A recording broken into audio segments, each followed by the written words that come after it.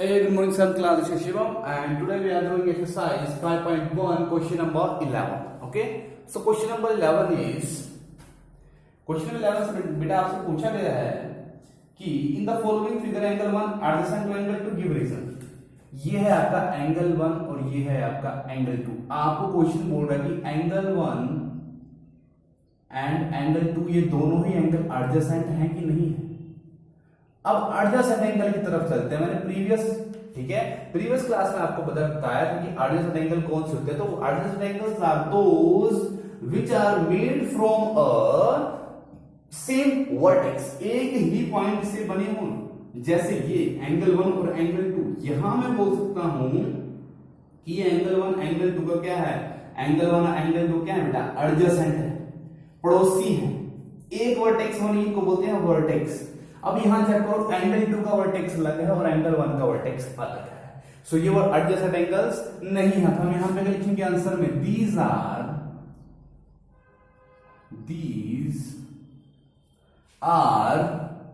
Not adjacent angles. ये adjacent angles नहीं है।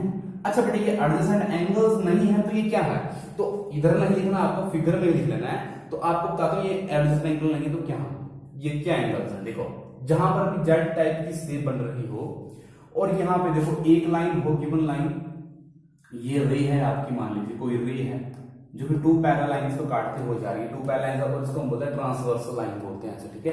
अभी तक आप सिर्फ इतना याद रखो कि एक लाइन दो लाइनों को काटते हुए जा रही है। तो उस लाइन पे देखो, सेम लाइन में दोनों एंगल बन रहे हैं, यहां बन रहा है और एक एंगल यहां बन रहा है। तो देखो ये कैसे एंगल होते हैं, यहां वाले, इनको बोलते हैं हम अल्टरनेट उल्टे मान के चलो, ठीक है। अल्टरनेट इंटीरियर एंगल, अंदर वाले, इंटीरियर होता है अंदर वाले, अल्टरनेट एंगल अंदर वाले उल्टे एंगल, क्योंकि इसका फेस इस तरफ है, इसका फेस इस तरफ बने, एक ही लाइन में बने हुए, एक ही लाइन को बने हुए हैं। तो ये कैसे एंगल होता है, अल्टरनेट इंटीरियर एंगल्स। और alternate interior angles are equal. कैसे होते हैं, इक्वल। ये भी लिख लेना और ये भी लिख लेना। अल्टरनेट इंटीरियर एंगल्स होते हैं इस तरह से जहां पे जेड बन रहा हो, ठीक है। तो यहाँ पे दो टॉपिक हमारे क्लियर हो गए, एक एडजेसेंट नहीं है और दूसरा में ये पता लग गया कि एंगल एडजेसेंट नहीं है तो क्या है, अल्टरनेट इंटीरियर एंगल्स है। Moving to the next question, question number 12। Question number 12 is find the values of x, find angles x y z in the following figures. नीचे कुछ फिगर दिख, क्वेश्चन नंबर 2 में अगर मैं फर्स्ट फिगर की बात करूं तो फर्स्ट फिगर में आपकी लाइक दिस, इस तरह की फिगर बनी हुई है। और मैंने कल भी बताया था आपको, जहां पे हम क्रॉस बनता है, जहां पे वहां पे वर्टिकल अपोजिट एंगल बनते हैं, उनको होते हैं हमेशा इक्वल होते हैं आपस में। तो देखो यहाँ पे बन रहा है एंगल y, यहां बन रहा है बेटा एंगल z, यहां बन रहा है एंगल x और यहां बन रहा है एंगल 55 डिग्री। अब यहाँ पे ये मत बोलना कि सर ये इक्वल कैसे हो, ये आपने छोटा साइन लगाया, बड़ा साइन लगाने में कुछ नहीं है, ठीक है। साइन तो ऐसे लगाते, अगर मैं ऐसे लगाऊं तो पूरा सर्कल बन जाएगा, इसलिए लगाया हुआ है, ठीक है। अगर इक्वल साइन लगाने से पीछे तो सर्कल बन जाएगा, ठीक है।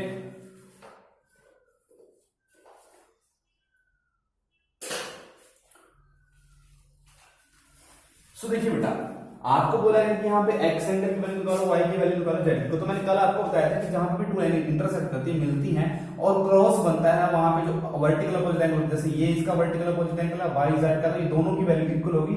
और x 55 डिग्री का वर्टिकल एंगल, तो x की वैल्यू कितनी होगी, यहां से 55 डिग्री होगी। तो सबसे पहले हम यहाँ पे हमने x और z निकाला। सबसे पहले यहाँ पे x आएगा कि x का वर्टिकल अपोजिट एंगल 55 डिग्री, और हमने मेजर निकाला तो x का मेजर कितना होगा, 55 डिग्री, बिकॉज़ ये दोनों क्या वर्टिकल अपोजिट रीजन।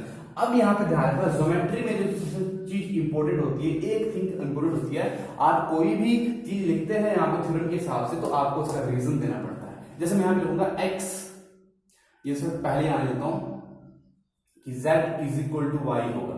z जितना भी आएगा y के इक्वल होगा, z is equal to y होगा। क्यों, देखो v से वर्टिकली डॉट ऑपोजिट से opposite, vertically opposite angles are equal. ये बात याद रहेगी सभी को। क्यों इक्वल किया मैंने एक्स वाई को, क्योंकि वर्टिकल अपोजिट एंगल और वैसे इक्वल होगी। अभी इनकी हमें डिग्रीज नहीं पता है, मेजर नहीं पता, कितना माप नहीं पता है, लेकिन x और 55 का तो मैं यहां पे दूंगा x is equal to 55 degree, सीधा ही कर दूंगा और रीजन दूंगा सेम। आपने फिर से लिख लेना, ये vertical opposite angles are equal because x y के वर्टिकल अपोजिट एंगल दोनों आपस में इक्वल होंगे। अब देखो बेटा यहां पे x आ गया हुआ। अब बात ये आती है कि हम y और z कैसे निकालें। तो फिर से अब चलते हैं, हमने एक चीज पढ़ी थी, लीनियर पेयर।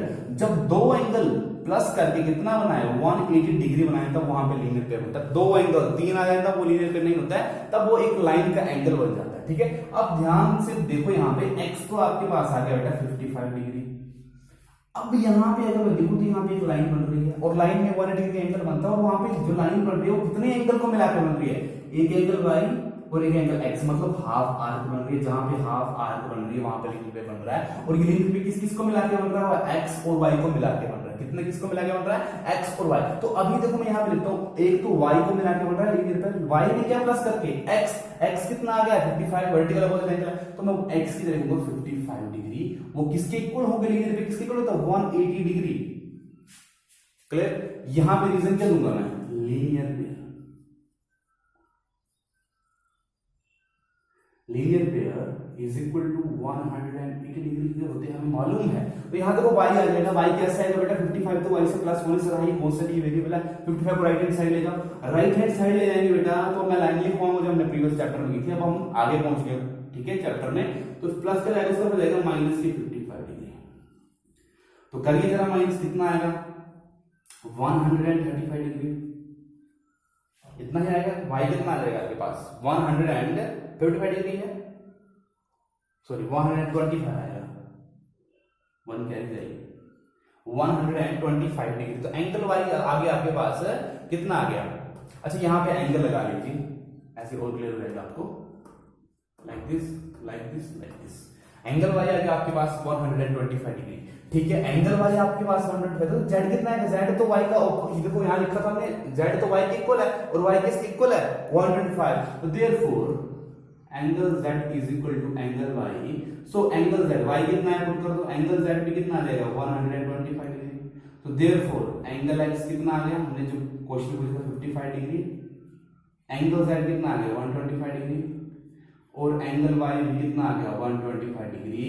आंसर देखिए, बहुत ही सिंपल क्वेश्चन था, ढंग से समझेंगे तो क्वेश्चन हो जाएगा और जल्दी जल्दी राइट करेंगे तब नहीं होगा क्वेश्चन। ठीक है, और एक बार फिर से बता दूं, ये ज्योमेट्री का बेस है 7th क्लास में आप पढ़ते हैं, जहां से ज्योमेट्री आपकी शुरू होती है। ज्योमेट्री तो आपकी प्रीवियस शुरू हो चुकी होती है, लेकिन ये जो है ये 9th 10th ज्योमेट्री में आपको बहुत हेल्प करेगा। अगर आपने ये ज्योमेट्री यहाँ पे नहीं सीखी तो आपको वहां पे आगे जाके दिक्कत होगी 101%। ये बात ध्यान से ध्यान रखें कि ज्योमेट्री ढंग से पढ़ें। ठीक है, ये मतलब समझ लो कि ये बेस है। ठीक है, बेस है ज्योमेट्री का। अभी आप नेक्स्ट में जाएंगे 8th में, तब आपके समझ लो कि पिलर बनेंगे ज्योमेट्री के। ठीक है, 9th में समझ लो कि आप इसको बोलते हैं ना सरिया डालना, वो सरिया डालेंगे ऊपर आप आयरन जो डालते हैं आप। ठीक है, ठीक है, रूफ में। उसके बाद 10th में जाकर समझ लो, अगर आपने ढंग से पढ़ा होगा तब आपका जो ऊपर रूफ है वो पक्का हो जाएगा, और नहीं पढ़े होंगे तो रूफ कच्चा रह जाएगा, और रूफ कच्चा रह जाएगा तो फिर देख लीजिए क्या होगा।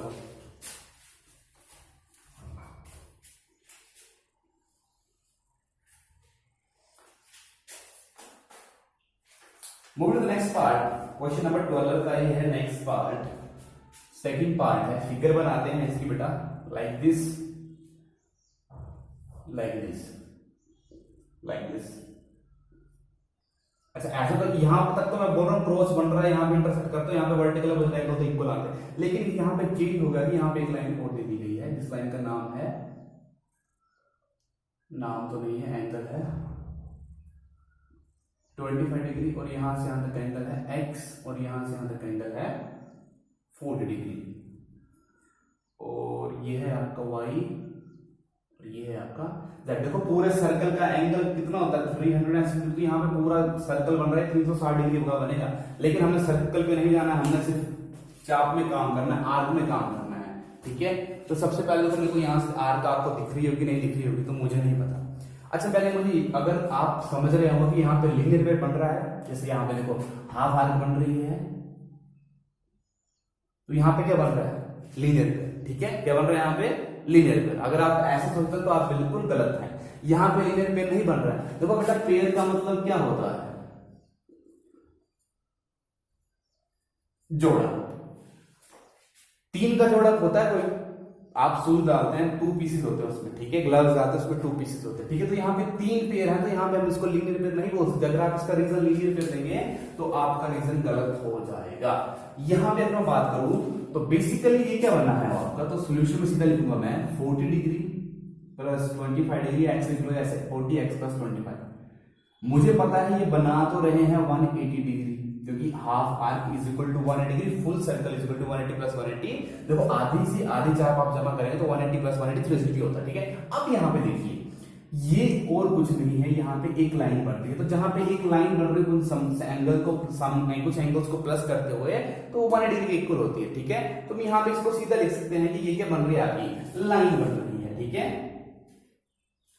सो यहाँ पे हम लिख देंगे angles on the line, angles on, एक लाइन में जो एंगल बनता है ना वो किसके बराबर बनता है 180 डिग्री, तो ये एंगल से कितने होगा, सम कितना होगा 120, तो यहां से बेटा x आ जाएगा 40 और 25 कितने हो गया आपके 65 degree, x is equal to 180 degree. अब देखो x के साथ तो ये इसका कोई लेना देना नहीं है, ठीक है, इससे ना प्लस होगा ना माइनस होगा, तो इसको राइट हैंड साइड तक ले दिया जाए। तो अगर आप इसको राइट हैंड साइड फेंक देंगे तो ये माइनस करने पर कितना आ जाएगा आपका 70 80 15 डिग्री। So how much आ गया, x कितना आ गया आपके पास 15 डिग्रीज, सॉरी 65 माइनस किया 165 माइनस नहीं किया 115 डिग्री, ओके। तो x कितना आ गया आपके पास 100 डिग्री, तो ये आपका x, ये आपने नहीं लिखना है यहाँ पे, मैं यहाँ लिख रहा हूँ समझाने के लिए। अब आपके पास x आ गया 150 डिग्री। अब देखो z निकालना, तो मुझे z दिख रहा है, देखो बेटा ये क्रॉस, अगर मैं थोड़ी देर के लिए इसको भूल जाऊं ना, यहाँ पे इन चीजों को भूल जाऊं, इन सभी चीजों को भूल जाऊं यहाँ पे, तो देखो आप सीधा पता लगाएंगे कि ये एंगल और ये एंगल कैसे एंगल है, वर्टिकल अपोजिट एंगल। मैंने कहा था vertical opposite angles are equal, so यहाँ से मैं सीधा लिखूंगा z is equal to 40 degree, या angle z is equal to 40 degree, angle x angle x angle x angle x, यहाँ मत लगाना एंगल, क्योंकि ये हमने मेजर में नहीं लिखा एंगल, तो यहाँ पर हम रीजन देंगे vertically opposite angles are equal। Clear होगी बात। अच्छा आपके पास z तो आ गया, अब देखते हैं यहाँ पे ये y कैसे आता है, अब देखते हैं भाई यहाँ पे y कैसे आता है, यहाँ पे ठीक है, ये y कैसे आता है, देखो ना बहुत सिंपल है, y कैसे आएगा। अब जल्दी से बताना मुझे, angle x plus angle y, half half बन रहे हैं, तो दोनों के बना रहे हैं x plus z plus y मिलके आपस में लीनियर पर, तो मैं यहां से लिखता हूं z कितना आया आपके पास बेटा 40 डिग्री, तो 40 डिग्री प्लस y, जब हम दोनों को प्लस करते तो हाफ हाफ बनने में लीनियर पे किसके इक्वल होता है बेटा 180 डिग्री के। यहां पे मैं रीजन दूंगा लीनियर पे बन रहा है भाई, तो मैंने इन दोनों को प्लस किया और इनको 180 डिग्री के इक्वल शो कर दिया। क्लियर हो गई बात। यहां से y निकालो, y की सर्कल को लेकर राइट हैंड साइड में फेंक दो इसे, तो फेंकने पर वहां पे कितना आ जाएगा आपके पास 140 तो 140 डिग्री, हाउ मच 140 डिग्री। देखो लिख लीजिए कितने भी एंगल आए हैं आपके पास, एंगल x आया आपके पास 115 डिग्री 115 डिग्री, एंगल y आया आपके पास 140 डिग्री एंड एंगल z आया आपके पास 40 डिग्री, ठीक है। These are your angles. अब देखो नेक्स्ट इन द बैंक से लास्ट की क्वेश्चन है, तो मैं जल्दी से करवा देता हूं आपको क्वेश्चन नंबर 30। सब कुछ किया और discuss, if two angles are complementary then the sum of their measure is. देखो बेटा दो एंगल जब कॉम्प्लीमेंट्री होंगे तो उनका सम, कॉम्प्लीमेंट्री एंगल को जब दो एंगल मिलकर 90 डिग्री बनाते हैं उनका सम कितना होगा 90 डिग्री, तो 90 फर्स्ट का आएगा सीधा 90 डिग्री, सेकंड में चलते हैं। If two angles are supplementary, दो एंगल सप्लीमेंट्री होंगे तो then the sum of their measure, तो उनके मेजर को उनके माप को जब जमा करेंगे तो कितना आएगा, बहुत सिंपल सी बात है 180 डिग्री हो गया, क्योंकि हमने सब कुछ डिस्कस किया हुआ पहले। Two angles forming linear pair are, अगर दो एंगल लीनियर पेयर बना रहे हैं तो उसका मेजर कितना होगा, लीनियर पेयर का मेजर कितना होगा 180 डिग्री। यहां पे क्वेश्चन में linear pair equal to 180 degree, उस एंगल का सम लीनियर पेयर 180 डिग्री, ठीक है। Fourth part, if two vertical angle are supplementary then they form a linear pair. देखो बिल्कुल सही बोल रहा है, अगर टू एंगल्स, मान लीजिए ये एंगल की बात कर रहा हूं मैं, ये एंगल 1 है और एंगल 2 है। अब देखो इनका वर्टेक्स एक है, ये एडजेसेंट भी है और सप्लीमेंट्री भी है, तो इनका सम कितना होगा, एडजेसेंट भी है और सप्लीमेंट्री भी है, फोर्थ वन की बात हो रही है, तो ये क्या बना रहे हैं यहाँ पे लीनियर पेयर बनाएंगे। बिल्कुल सही बात है, दो एंगल का जोड़ा लीनियर पेयर कहलाता है। Fifth part, if two angle intersect the point then vertical opposite angles are always equal. जब टू लाइन इंटरसेक्ट करते तो वहां पे जो वर्टिकल अपोजिट एंगल बनते हैं वो क्या होते हैं, आपस में equal, as symbol. If two lines intersect at a point and if one pair of vertical opposite angles are acute angles and the other pair of vertical opposite angles are, बोल रहा है if two angles intersect a point, एक बिंदु में मिलती है and if one pair of vertical opposite angles are acute angle और एक pair vertical opposite angle का क्या है बेटा, देखो ऐसे बोल रही है, देखो मान लीजिए एक लाइन आप एक पॉइंट में काट रही है और ये जो एक एंगल की जो पेयर है वर्टिकल अपोजिट एंगल का, मान लीजिए ये है आपका एक्यूट एंगल से छोटा है, मान लीजिए 80 डिग्री का है और 80 डिग्री का है, तो मुझे पता है पूरे सर्कल में 360 माने का, तो 80 से माइनस कर मतलब ये और ये एंगल जो बचेंगे आपके, ये आपके 90 से बड़े बचेंगे, बिकॉज 80 को 60 होता है बेटा, 160 360 टोटल से माइनस कर लो तो ये कितना बचेगा 200, अब 200 का मतलब ये 100 डिग्री का बनेगा और ये भी 100 डिग्री का बनेगा, और ये 90 डिग्री से बड़े वाले 90 डिग्री से बड़े और 180 से छोटे कौन से एंगल होते हैं, ऑब्ट्यूज एंगल, जिसका आंसर आएगा ऑब्ट्यूज एंगल। तो अदर पेयर तो एंगल का जो होगा वो कैसा होगा, ऑब्ट्यूज एंगल होगा। सो ठीक है, और दिस इज योर एक्सरसाइज 5.1, हमने आज इसको कंप्लीट कर लिया हुआ, ठीक है, और कल हम स्टार्ट करेंगे एक्सरसाइज 11.2 जो कि काफी बड़ी नहीं है, एक दिन में हो जाएगी मेन में भी, उसके लिए चैप्टर भी खत्म हो जाएगा, ठीक है। तो that's all for today, thank you.